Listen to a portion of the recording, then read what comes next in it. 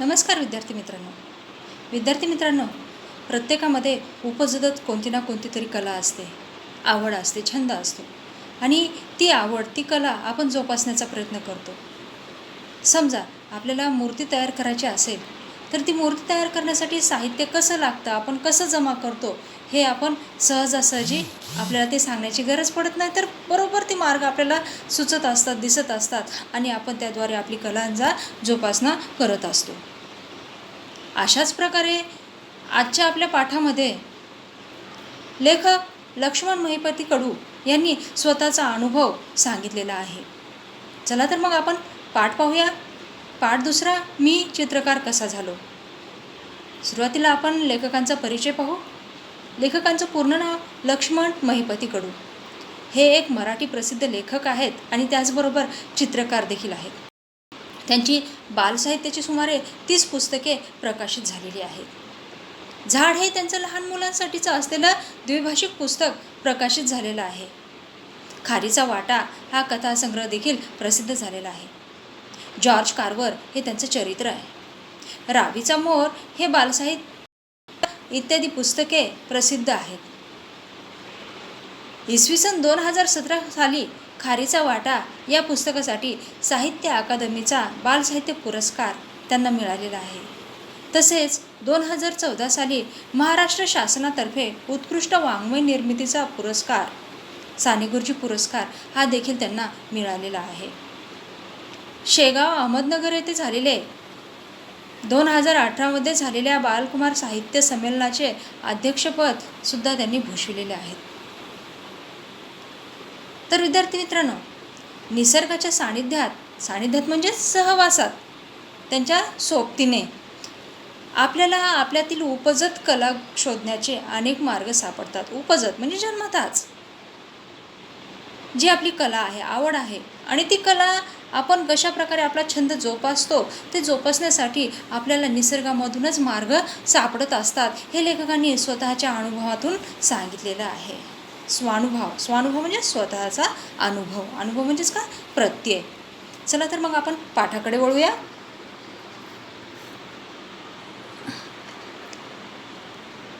मी तुमच्याकडे असताना जे अनुभवलं, पाहिलं ते तुम्हाला सांगणार आहे. लेखक म्हणतात की मी तुमच्या वयाचा असताना मी जे अनुभवलंय, म्हणजे ज्याचं मला प्रत्यय आलेला, जे मी पाहिलेलं आहे, मी आता काय करणार आहे, तुमच्याशी सांगणार आहे किंवा तुमच्यासोबत चर्चा किंवा तुम्हाला हे सर्व सांगणार आहे. प्रथम, निसर्ग. आपण निसर्गाला कधीही विसरून चालणार नाही. त्याच्या विरोधात न जाता मर्जीत राहणं केव्हाही आपल्या फायद्याचं आहे. लेखक सांगतात की आपण निसर्गाला कधीही विसरायला नाही पाहिजे किंवा निसर्गाच्या विरोधात आपल्याला चालायला जमत नाही. त्याच्या मर्जीतच राहावं लागतं, त्याच्या सहमतीनंच राहावं लागतं आणि हे कोणाच्या आपल्या फायद्याचं आहे. निसर्गातून आपलं पालनपोषण होतं आणि निसर्गच आपल्याला नाना कला शिकवतो. नाना म्हणजे विविध, वेगवेगळ्या. निसर्गातूनच आपलं पालनपोषण कसं होतं? निसर्गच आपल्याला पाणी देतं, निसर्गच आपल्याला सूर्यप्रकाश देतो, निसर्गच आपल्याला अन्न देतं. म्हणजे निसर्गच काय करतोय, आपलं पालनपोषण करतोय आणि त्याचबरोबर आपल्याला वेगवेगळ्या, नाना म्हणजे विविध, वेगवेगळ्या कला देखील तो शिकवत असतो. निसर्ग ढुंडाळत राहा, तुम्हाला सर्जनाच्या वाटा आपसुकच सापडतील.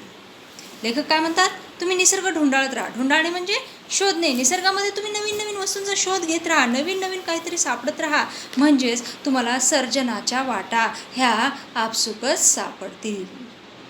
सर्जन म्हणजेच काय, नवनिर्मिती, नवीन काहीतरी निर्माण करण्याची कला, मार्ग हा आपल्याला निसर्गच देत असतो.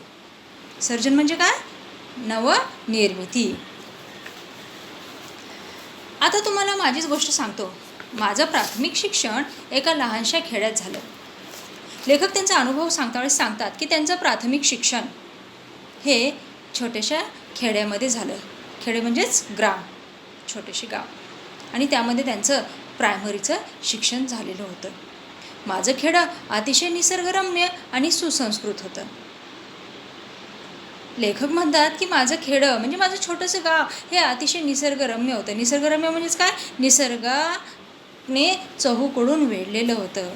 ज्या ठिकाणी उंच उंच डोंगर असतात, हिरवेगार झाडी असते, खळखळत वाहणारी नदी असते, अशा प्रकारे पूर्ण निसर्गाचं वैभव लेखकांच्या छोट्याशा गावाला लाभलेलं होतं. आणि त्याचबरोबर कसं होतं, सुसंस्कृत होतं. सुसंस्कृत म्हणजे आपली सभ्यता पाळणारं छोटंसं गाव होतं, जे अतिथी देवो भव म्हणजेच येणाऱ्या पाहुण्यांचा सन्मान सत्कार अशा प्रकारे ह्या गावामध्ये व्हायचा. म्हणूनच लेखक काय म्हणतात, माझं खेडं अतिशय निसर्गरम्य आणि सुसंस्कृत असं होतं. घनदाट जंगल, दुथड भरून वाहणारी नदी, दुथडी म्हणजे भरमसाठ भरून वाहणारी नदी, हमेशा खळाळत वाहणारी नदी, निळे डोंगर, हिरवी रानं, अवघा आनंदी आनंद. अशा वातावरणात माणसातली सर्जनशीलता उफाळून आली नाही तर नवलच. आणि साहजिकच विद्यार्थ्यांना, ज्या ठिकाणी घनदाट जंगल आहे, दुथडी भरून वाहणारी नदी आहे, निळे निळे डोंगर आहेत, हिरवी रानं आहेत, ह्या ठिकाणी काय होतं, अवघा आनंदी आनंदच असतो. आणि ह्या आनंदामध्येच, ह्या वातावरणामध्येच माणसातील सर्जनशीलता म्हणजेच काय, नवीन निर्माण करण्याची कला, नवीन काहीतरी निर्माण करणे. आणि ती उफाळून नाही आली तर नवलच म्हणजे आश्चर्य. उफाळून येणे म्हणजे वरती आपसूक मनातून बाहेर येणे.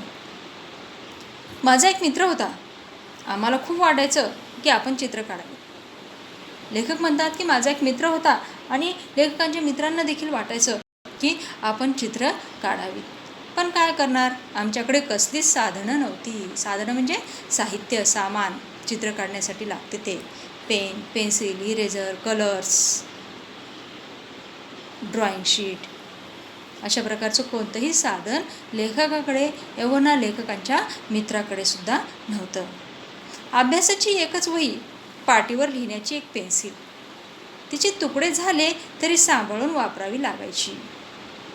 लेखकांकडे तेव्हा काय होतं, फक्त अभ्यासासाठी एकच वही असायची आणि एकच पेन्सिल असायची. त्या पेन्सिलचे तुकडे झाले तरीसुद्धा ते तुकडे काय करायचे, सांभाळून ठेवायचे आणि वापरायचे.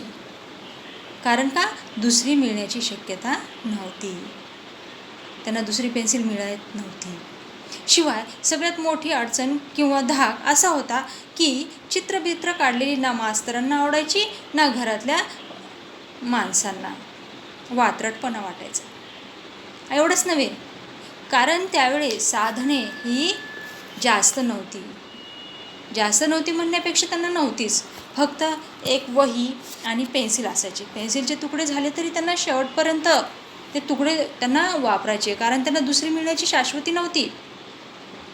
आणि अशा वातावरणामध्ये मुलांनी जर का त्या वहीवरती चित्र काढणं म्हणजे त्यांचं काय राहायचा, वात्रटपणा. हे मास्तरांनाही, मास्तर म्हणजेच गुरुजी, मास्तरांनाही वाटायचं आणि घरातल्यांनाही वाटायचं, म्हणजे आपल्या पालकांना, पॅरेंट्सला सुद्धा वाटायचं. त्यांच्यामध्ये तो काय असायचा, वात्रटपणा म्हणजे काय, आगाऊपणा, खोडीलपणा हा वाटायचा.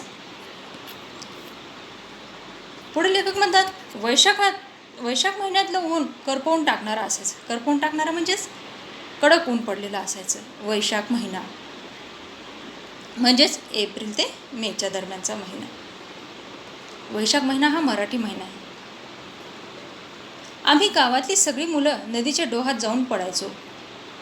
आता लेखकाच्या गावाच्या कडेलाच गावामध्ये एक नदी होती आणि त्या नदीचं डोह म्हणजे त्या नदीचं असं एक नदीचं पात्र, त्या पात्रामध्ये सहज मुलं पोहणे वगैरे खेळ खेळत असे. आणि वैशाखातल्या उन्हानं सगळं सृष्टी ही करपून जायची. म्हणजे ऊन इतकं कडक असायचं, तीव्र असायचं की त्या उन्हाळा करपवून टाकणारा असा भासला जायचा किंवा वाटायचा. त्यामुळे साहजिकच अंगाला थंडावा मिळण्यासाठी लेखक व लेखकांसोबत गावातली मुलं ही नदीच्या डोहामध्ये जाऊन पडायचे. अंगात गारवा भरला की पुन्हा काठावर येऊन बसायचं. आणि नदीच्या पाण्याच्या जेव्हा ते जाऊन बसतात आणि बसल्याच्या नंतर जेव्हा त्यांना अंगामध्ये गारवा भरला त्या पाण्यानं, हुडहुडी भरायला लागली म्हणजे थोडी थंड वाजायला लागली की लगेच ते नदीच्या काठावरती यायचे आणि बसायचे. काठालगत खूप खडक होते. खडक म्हणजेच पाषाण, मोठमोठाले दगड, आणि नदीच्या काठावरती अशा प्रकारे खूप मोठे खडक असायचे.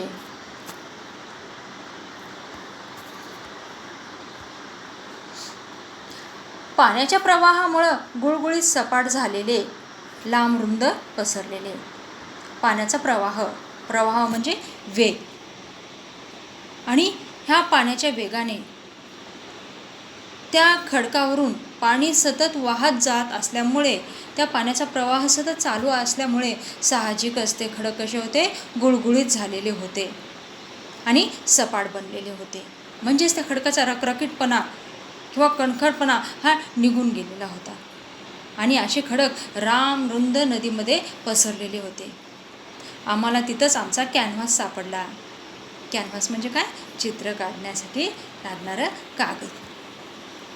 आणि अशा नदीच्या सततच्या पाण्याच्या प्रवाहामुळं साहजिकच त्या ठिकाणचे खडक हे मऊ बनलेले होते, गुळगुळीत बनलेले होते, सपाट झालेले होते, आणि लेखकांनी त्या खडकालाच आपला चित्रकलेचा कागद बनवला. त्या लेखकांनीच आपला चित्रकलेसाठी कॅनव्हास सापडला. म्हणजे चित्रकलेसाठी जो चित्र काढण्यासाठी स्टँड असतो, उभा केलेला असतो, आणि त्याला पेपर लावून चित्र काढले जातात, तो कॅनव्हास लेखकांना खडकामध्येच सापडला. म्हणजे खडकरूपीच त्यांचा कॅनव्हास तो झालेला होता. या भल्या थोरल्या खडकावर मनसोक्त चित्र काढता येणार होती. मनसोक्त म्हणजे मनाला येतील तितके, त्याला मर्यादा नव्हती, कारण ते खडक कसे होते, मोठमोठे आणि लांबवर पसरलेले होते. पण कशानं काढणार, तोही मार्ग सापडला. विद्यार्थी मित्रांनो, तुम्हाला सांगितलं होतं की निसर्गातच कला गुण, आपण निसर्गाच्या सानिध्यात गेलो की आपल्या अंगातील जी कला आहे, अंगभूत कला आहे, ती सहजासहजी बाहेर उफाळून येते, बाहेर पडते, आणि ती कला जोपासण्यासाठी वेगवेगळे मार्ग आपल्याला निसर्गातच मिळतात. त्याचप्रमाणे इथे सुद्धा लेखकांना हा प्रश्न पडला होता, आपल्याला कॅनव्हास तर, खडकाचा कॅनव्हास तर सापडलेला आहे, परंतु याच्यावर चित्र आपण काढणार कशाने? आणि शेवटी लेखकांना तोही मार्ग सापडला. मार्ग सापडणे म्हणजे रस्ता. त्यांना आयडिया आली. आमच्या त्या भागात तांबूस रंगाचा मुरुम असतो. लेखकांच्या भागामध्ये, लेखक ज्या भागात राहायचे त्या ठिकाणी तिथला मुरुम म्हणजेच माती ही तांबड्या रंगाची आहे. शिवाय पिवळट रंगाचे दगडही सापडतात. एवढंच नव्हे तर पिवळट रंगाचे दगडसुद्धा लेखकांच्या त्या भागामध्ये मिळायचे. ते दगड आपटले की त्याची पिवळी पिवळी फिक्की पडते. फिक्की म्हणजे पीठ. त्या दगडाचं पिवळं पीठ हे पडतं, अगदी पिठासारखी असते. हवं तसं पाणी घातलं की पिवळा रंग तयार. आणि ह्या दगडाची जेव्हा आपण फिक्की पिठी केली आणि त्यामध्ये पाणी घातलं की तेव्हा पिवळा रंग तयार झाला. म्हणजेच लेखकांनी ह्या ठिकाणी कॅनव्हास कशाचा केला? खडकाचा. आणि तांबूस रंगाच्या मुरुमापासून त्यांनी तांबडा रंग मिळवला, आणि दगडा जो आहे पिवळ्या रंगाचा, तो पिवळ्या रंगाच्या दगडाची पिठी करून त्यामध्ये पाणी घातले की पिवळा रंग त्यांनी तयार केला. मुरुमाचा खडा ओला करून घेतला आणि खडकावर चित्र रेखाटणं सुरू झालं. आणि मुरुमाचा आम्ही खडा घेतल्याच्या नंतर त्यावरती काय झालं, चित्र रेखाटणे आमचं सुरू झालं. काय काढू आणि काय नको असं व्हायचं. म्हणजे किती चित्र काढू, वेगवेगळ्या प्रकारचे, कसे काढू, कसे नको, किती काढू, किती नको, असं लेखकाला व्हायचं. गुडघ्यावर टेकून रेष काढण्यात दंग व्हायचो. दंग होणे म्हणजे मग्न होणे, आणि गुडघ्यावरतीच टेकायचं आणि काढण्यात आम्ही मग्न होऊन जायचो, दंग होऊन जायचो. रेषा काढीत हातभर पुढं सरकल्यावर मागे वळून पाहावं तर रेषा वाळून लाल जर्द झालेल्या असायच्या. कारण का? त्यांनी तांबड्या रंगाचा मुरुम घेतलेला होता. तो मुरुम पाण्यामध्ये भिजवला आणि त्याने रेघोट्या ओढल्या की ते वाळल्याच्या नंतर तांबड्या बुंद, लाल बुंद दिसायच्या. आणखी सुरसुरी यायची. सुरसुरी म्हणजे उत्साह. आणखी आम्हाला सुरसुरी यायची. तापलेल्या खडकावर टेकून टेकून गुडघ्याची सालटण निघालेली लक्षातच यायची नाही. आणि साहजिकच गरम झालेल्या खडकावरती जेव्हा आमचे गुडघे आम्ही टेकून चित्र काढायचो तेव्हा तापलेल्या खडकावरती आमच्या गुडघ्याचे साल निघून जायचे. आमचं त्याच्याकडे लक्षसुद्धा राहत नसायचं. म्हणजे आमच्या लक्षातच यायचं नाही इतकं आम्ही ते चित्र काढण्यामध्ये दंग होऊन जायचो, मग्न होऊन जायचो. मग उभ्या खडकावर चित्र काढणं सुरू झालं. नंतर मग अशा प्रकारे आम्ही उभ्या खडकावरती चित्र काढायला सुरुवात केली. काही दिवसांनी वाटायला लागलं की यात रंग भरावेत, पण ते कुठून आणणार? साहजिकच आपण जेव्हा चित्र काढतो आणि चित्र काढल्याच्या नंतर आपल्यालाही वाटतं की आपण ह्या चित्रांना आता काय करावं, रंग द्यावा. तसंच लेखकांना सुद्धा वाटलं. लेखकांनी तांबड्या मुरुमाचा रेघोट्या काढण्यासाठी वापर केला. मग हे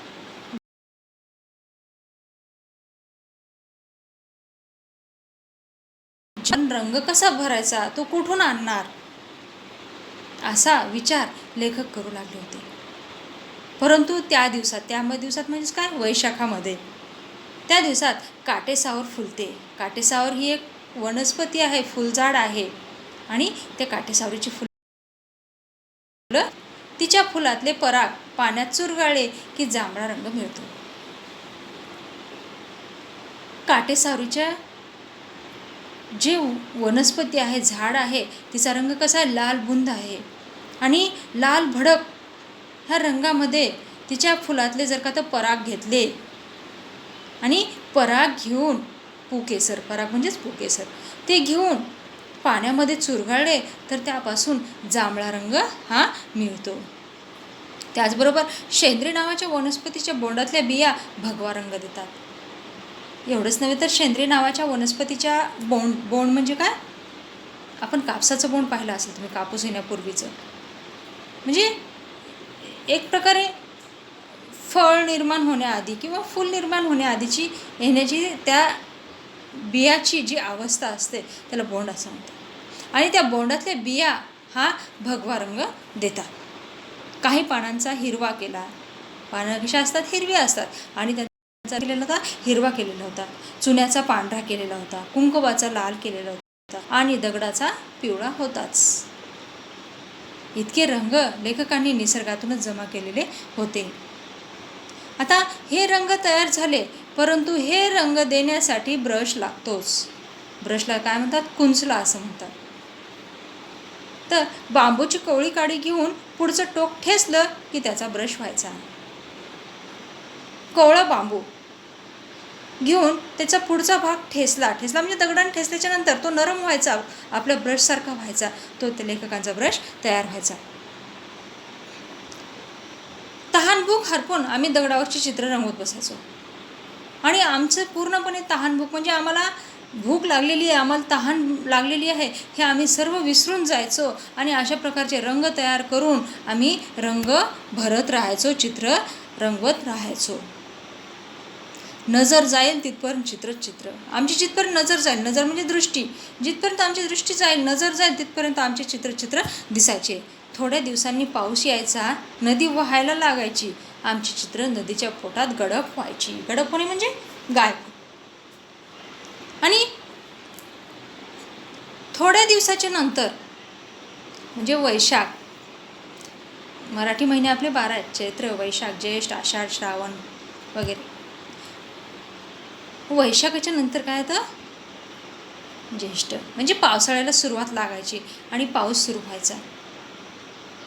साहजिकच पाऊस आल्याच्या नंतर नदी भरून वाहायला लागायची आणि त्या नदीच्या पोटामध्ये म्हणजे खडकावरती, लेखकांच्या ते कॅनव्हासवरती त्यांनी काढलेले जे चित्र होते ती नदीच्या पोटामध्ये गडप व्हायची म्हणजे गायब व्हायची, पाण्यामध्ये ते जायची. मी जे काही व्यक्तिगत सांगतो आहे ते एक उदाहरण आहे. निसर्ग किती परिणाम आपल्याला देत असतो. म्हणजे लेखकांनी हे व्यक्तिगत जे सांगितलेलं आहे, त्यांचा स्वतःचा अनुभव जो सांगितलेला आहे तो एक फक्त उदाहरणावर आहे. म्हणजे उदाहरणादाखल लेखकांना एवढं सांगायचं की निसर्ग आपल्याला भरभरून देत असतो. फक्त आपल्याला काय पाहिजे, आवड पाहिजे. आपल्यामध्ये सृजनशीलता पाहिजे. सृजनशीलता म्हणजे क्षमता आणि सर्जनशीलता म्हणजे नवनिर्मिती.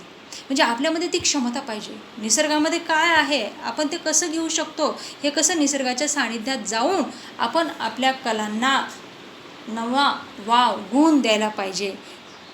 ह्यासाठीच लेखकांनी त्यांचं व्यक्तिगत अनुभव या ठिकाणी सांगितलेलं आहे. ते एक उदाहरण आहे. आणखी एक त्यांनी व्यक्तिगत उदाहरण सांगितलेलं आहे. निसर्ग किती परिणाम आपल्याला देत असतो. परिणाम म्हणजे पद्धतीनं, वेगवेगळ्या पद्धतीने निसर्ग आपल्याला फक्त देतच असतो, ते लक्षात येईल. मला इतकंच म्हणायचं आहे की साधनं नाहीत म्हणून अडून बसण्याचं कारण नाही. तुमच्या इच्छा तीव्र असतील तर साधनाशिवाय साधना करता येते. विद्यार्थी मित्रांनो, लेखकांनी या ठिकाणी त्यांचा अनुभव जो सांगितलेला आहे, लेखकांना एवढंच सांगायचं आहे की तुमच्या मनामध्ये आवड पाहिजे, तुमच्या मनामध्ये सृजनशीलता पाहिजे, म्हणजे क्षमता पाहिजे.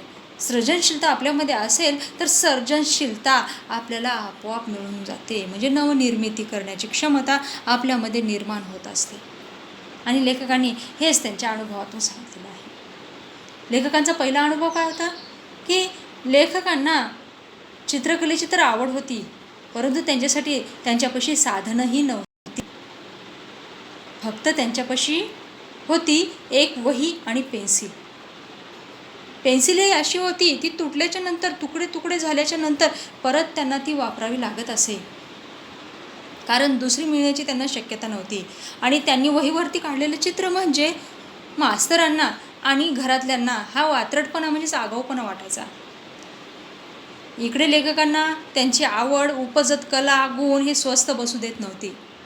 वैशाखाचं करपवून टाकणाऱ्या उन्हामध्ये, जे की गरमीचा महिना, त्यामुळे साहजिकच गावातली मुलं मिळून नदीच्या डोहामध्ये पोहण्यासाठी जायची. त्या ठिकाणी मनसोक्त खेळायची. आणि जेव्हा अंगामध्ये पाण्याने थंडी भरली, कुडकुडी भरली किंवा अंग थंड पडलं की परत ते वरती येऊन बसायचे. आणि त्याच ठिकाणी त्यांच्या अंगातली जी कलागुण आहे ती बाहेर पडली. म्हणजेच त्यांना कॅनव्हास, चित्र काढण्यासाठीचा कागद जो होता तो त्यांना त्या खडकामध्ये सापडलेला होता. कारण तो खडक कसा झालेला होता, पाण्याने गुळगुळीत झालेला होता. सपाट, रुंद अशा प्रकारचे खडक होते. एवढंच नव्हे, लेखकांच्या विभागामध्ये तांबूस रंगाचा मुरुम भेटायचा आणि साहजिकच तो ओला करून त्या खडकावरती रेषा ओढायला गेल्या की त्या रेषा वाळल्याच्या नंतर कशा व्हायच्या, लालबुंद व्हायच्या.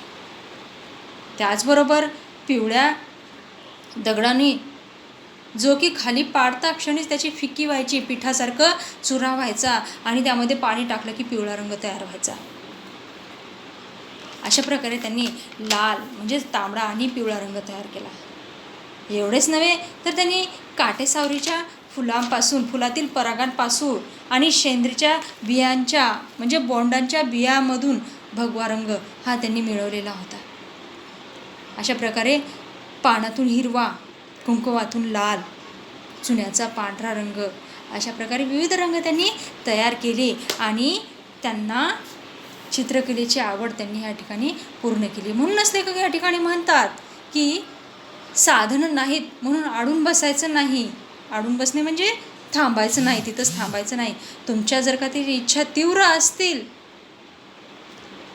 तुम्हाला खूप इच्छा असतील आणि त्या इच्छा पूर्ण करण्यासाठी आपल्याला साधनाशिवायही साधना करता येते. साधनाशिवाय म्हणजे साधना ठिकाणी कसं आहे, साधनाशिवाय साधना करता येते. म्हणजे साहित्याशिवाय आपली साधना म्हणजे तप. या ठिकाणी तप नाही, आपल्या मनातील तीव्र इच्छा आपल्याला पूर्ण करता येतात. आता दुसरं उदाहरण सांगितलं लेखकांनी. आता हेच पहा, श्रावण सरता सरता पाऊस कमी व्हायचा पण नदी वाहतच असायची. कारण लेखकांनी सुरुवातीलाच सांगितलं, लेखकांच्या गावची नदी कशी होती, दुथडी भरून वाहणारी, म्हणजे बारमाही त्या नदीमध्ये पाणी असायचं. श्रावण महिना संपला तरी देखील, सरता म्हणजे संपता तरी देखील पाऊस कमी व्हायचा पण नदी त्यांची तशीच वाहत राहायची. आमचा कॅनव्हास म्हणजेच खडक मोकळा व्हायला पार चैत्र महिना उजाडायचा आणि आमचा कॅनव्हास मोकळा व्हायला म्हणजे जवळजवळ 11 महिने लागायचा. आमचा जो कॅनव्हास होता, आमचा जो खडक होता तो उघडा पडायला. तोवर करायचं काय, तोवर म्हणजे तोपर्यंत आपण काय करायचं असा विचार त्यांना पडायचा. त्यातूनच आम्हाला मातीचा नाद लागला. नाद म्हणजे छंद, आवड. आणि तोपर्यंत दुसरा कोणता तरी छंद आपल्याला जोपासायचं किंवा तोपर्यंत आपण काय करायचं, कारण आपला जो कॅनव्हास आहे, आपला जो खडक आहे तो चैत्र महिन्यातच उघडा होणार होता. मग त्यांना अशामध्येच मातीचा छंद लागला. लाल भडक मौशार माती हाताला लोण्यासारखी वाटायची आणि जी मातीची होती लाल भडक, कारण लेखकाच्या गावची माती मुरुम कसा होता, लाल होता. आणि लाल भडक माती हातामध्ये घेतल्याच्या नंतर लोण्याचा गोळाच वाटायची, म्हणजे इतका मऊ ती माती असायची, त्या मातीचा चिखल असायचा. मूर्ती कराव्यात असं ठरवलं. मग ह्या मातीपासूनच काय तयार करायच्या म्हणजेच प्रतिमा. मूर्ती म्हणजेच काय, प्रतिमा. पण हा मातीचा खेळही लपून छपून करावा लागेल. आणि ह्या मातीचा जो खेळ होता, म्हणजे मातीची खेळायची ते सुद्धा काय, लपून छपून. कारण मातीत का खेळतोस म्हणून घरचे काय करायचे, रागवायचे. कधी गोठ्याच्या मागच्या बाजूला, नाहीतर गावातील मंदिराजवळच्या बकुळीच्या झाडाखाली आमचा उद्योग चालायचा. आणि ह्या लालबुंद मातीपासून मूर्त्या करण्याचा घरांच्या लपून, म्हणजे घरामध्ये कोणाला न सांगता घरच्यांच्या माघारी हा त्यांचा जो उद्योग चालायचा. हे जे काम मूर्त्या करण्याचं काम करायचे ते म्हणजे गोठ्यामध्ये. गोठा म्हणजेच काय, ज्या ठिकाणी जनावरं बांधले जातात, गाई म्हशी बैल वगैरे बांधले जातात, त्याला काय म्हणतात, गोठा. हा गोठ्याच्या मागच्या बाजूला, नाहीतर त्यांच्या गावामध्ये जे मंदिराजवळचं बकुळीचं झाड होतं त्या झाडाखाली हे मूर्त्या बनवायचे. मूर्ती करून वाळत ठेवल्या की काही काळानं त्यांना तडे जाऊन ढासळायच्या. तडे म्हणजे खपल्या पडायच्या, तुटून जायच्या आणि त्या पूर्णपणे ढासळून जायच्या, पूर्णपणे मोडून जायच्या. त्यामुळे हिरमोड व्हायचा. हिरमोड होणे म्हणजे नाराज, हिमफुटी होणे, नाराज होणे, त्यांचं मन नाराज व्हायचं. त्यावर काहीतरी उपाय शोधायलाच हवा होता. कारण मूर्त्या काय होऊ लागल्या होत्या, लाल मातीनं. माती वाळून गेली की त्याच्या दिपल्या पडू पडू, खपल्या पडू पडू, म्हणजेच त्या पूर्णपणे ढासळून जायच्या आणि हे नाराज होऊन जायचे. आता आपल्या मूर्त्या जशाच तशा राहाव्या ह्यासाठी आपण काहीतरी विचार करायला हवा आणि त्यावरही त्यांनी उपाय शोधायला हवा असा ते विचार करत होते. विचार करता करता लक्षात आलं की गाईचं शेण ओलं असताना जसं असतं तसंच ते वाळल्यावर असतं. आणि लेखक जे विचार करू लागले होते, विचार करता करता त्यांच्या लक्षात असं आलं की गाईचं शेण ते वाळल्यावरही राहतं, त्याला तडे जात नाही आणि त्याला चिरा पडत नाहीत. आम्ही शेण मातीत मळून घेतलं. मळून घेणे म्हणजे मिसळून घेतले. त्या लाल मातीमध्ये गाईचं शेण त्यांनी मिसळायला लावले. आता मूर्ती थोड्या टिकायला लागल्या. मग त्या मूर्त्या काय झाल्या, थोड्या थोड्या त्यांच्या टिकायला लागल्या. तरीही जास्त दिवस झाल्यावर बारीक बारीक तडे जाऊन ढकल्या पडायला पुन्हा विचार सुरू. आणि ज्या पहिल्या मूर्त्या लवकर ढासळायच्या, तुटून जायच्या, त्या गाईचं शेण हे ओलं असताना जसं चिकचिक राहायचं तसं वाळल्यानंतरही राहायचं, हे त्यांच्या लक्षात आलं लेखकांच्या. म्हणून त्यांनी त्या लाल मातीमध्ये गाईचं शेण मिसळायला सुरुवात केली आणि नंतर मूर्त्या बनवायला सुरुवात केली. थोड्याफार दिवसानं ह्या मूर्त्या टिकायला लागलेल्या होत्या. आमच्या गावात आठवडे बाजार भरायचा. महादू आयते कपडे विकायला यायचा. लेखकांच्या गावामध्ये आठवडे बाजार म्हणजे 7 दिवसांनी एकदा होणारा बाजार. आणि त्या गावामध्ये महादू नावाचा माणूस हा आयते कपडे म्हणजे शिवलेले कपडे, शिवलेले ड्रेसेस वगैरे तो विकायला यायचा. सगळा डोंगर भाग, फक्त पायवाटा. आणि साहजिकच छोटंसं खेडगाव आहे, सभोवताली डोंगर आहे आणि त्या ठिकाणी गावामध्ये यायला जायला फक्त पायवाटच असायची, म्हणजे कच्ची वाट, फक्त पायाने येण्या जाण्यापुरती. जास्तीत जास्त बैलगाडी त्या ठिकाणी चालायची. तो आपला माल घोड्यावर लादून आणायचा. लादणे म्हणजेच टाकणे. तो जे आयते कपडे असायचे, आयचे ड्रेसेस वगैरे असायचे, तो घोड्यावरती टाकायचा आणि लेखकांच्या गावाला घेऊन यायचा. नांदरुकीच्या झाडाची दाट सावली पडायची. लेखकाच्या गावामध्ये नांदरुकीचं झाड होतं आणि त्या झाडाची सावली मात्र दाट गर्द पडायची. तो झाडाच्या मुळीला घोडा बांधून ठेवायचा आणि झाडाची जी मुळी असते बाहेर पडलेली त्या ठिकाणी तो काय करायचा, घोडा आपला बांधून ठेवायचा. आम्हाला घोड्याची लीद दिसली आणि लेखकांना त्याच ठिकाणी काय झालं, घोड्याची लीद दिसली. घोड्याची लीद म्हणजेच काय, घोड्याचं शेण. लीद म्हणजेच काय, शेण. त्यात बरेच धागे दिसत होते. धागे म्हणजे दोरे हे दिसायचे. हे धागे माती धरून ठेवतील असा विचार करून आम्ही तो प्रयोग केला. आणि घोड्याच्या लीदमध्ये लेखकांना धागे दिसले. धागे म्हणजेच घोडा जे अन्न खातं, जे चरतं गवत वगैरे, त्यामध्ये त्याच तसेच दोरे दोरे असणारे त्याची लीद ती पडायची. मग लेखकांनी विचार केला की गाईच्या शेणाच्या ऐवजी आपण घोड्याचं शेण त्यामध्ये मूर्ती करण्यासाठी वापरलं तर आपल्या मूर्ती टिकणार. आणि तसा तो प्रयोगही त्यांनी केला. आता आमच्या मूर्तींना बिलकुल तडे जात नव्हते आणि खरोखरच मूर्त्या वाळल्याच्या नंतरही त्यांच्या मूर्तींना शेवटी तडे जात नव्हते. केवढा आनंद झाला हे मला शब्दात सांगता येणार नाही. आणि लेखकांनी हा जो नवीन प्रयोग केलेला होता आणि तो प्रयोग त्यांचा यशस्वी झालेला होता, सफल झालेला होता, म्हणून त्यांना खूप मोठा आनंद झालेला होता. तो शब्दातही ते प्रकट करू शकत नव्हते. जेव्हा मूर्तींना तडे जाण्याचं थांबलं होतं, आपल्या पुरता का होईना पण तो एक शोध होता. कारण का, लेखकांनी तो एक खरोखर शोध लावलेला होता. जो आनंद झालेला होता तो त्यांना शब्दात सांगता येणार नव्हता. ज्याप्रमाणे मी माध्यमिक शाळेत असताना आर्किमिडीज या शास्त्रज्ञाचा धडा वाचला, त्याला हवं होतं ते तत्त्व शोधण्यासाठी तो साध्या वाटणाऱ्या गोष्टीतही शोधत राहायचा. आर्किमिडीज हा शास्त्रज्ञ आणि त्याचं जे तत्त्व जे होतं ते तत्त्व शोधण्यासाठी तो छोट्या छोट्या साध्या गोष्टीमध्ये तो त्याचं तत्त्व शोधायचा. आणि ते सापडल्यावर तो न्हाणीघरातून युरेका करत धावत सुटला. युरेका म्हणजे हुर्रे, म्हणजे तो विजय झाला या आविर्भावामध्ये ओरडत तो आर्किमिडीज न्हाणीघरातून म्हणजे स्नानगृहातून तो धावत सुटलेला होता. तेव्हा माझ्या लक्षात आलं की आपल्यालाही तेवढाच आनंद झाला होता. ज्याप्रमाणे आर्किमिडीजला न्हाणीघरामध्ये स्नानघरामध्ये त्याचं तत्त्व सापडलं आणि युरेका करत तो धावत सुटला, म्हणजेच हुर्रे करत म्हणजे आनंदाने ओरडत तो धावत सुटला, तशा प्रकारचा आनंद हा मला आत्ता ह्या मूर्त्या बनवल्यानंतर झालेला आहे. आपल्यालाही तेवढाच आनंद होता जेव्हा मूर्तींना तडे जाण्याचं थांबलं होतं.